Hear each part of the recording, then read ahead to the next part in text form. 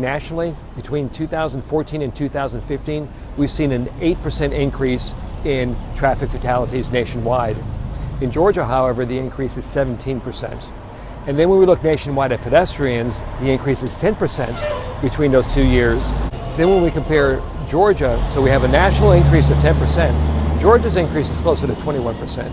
And so what that tells us is that a lot more people are walking, there's more exposure, and the risk associated with being a pedestrian, obviously as the most vulnerable user, is high.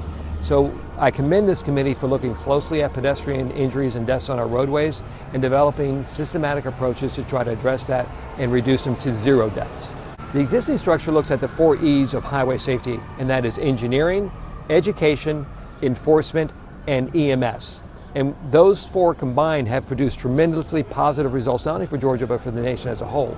But what Vision Zero brings to the table is 2 things. One, this 5th E, which is evaluation, looking very closely at the community, identifying where the problems are, and identifying the right countermeasures to fix it.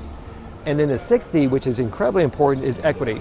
We want to make sure that the system works for everybody. It doesn't matter whether you're rich or poor, whether you live in the good part of town or the not good part of town, whether you're young or old, that whether you're a pedestrian, a cyclist, or a motorist, that it's safe for everybody. Everybody has the same standing, that we're all humans, that we want to get to our destination safely, and that we need to try spending our resources to get to where the problem is so that it works for all of us. Because I think that the answers are here.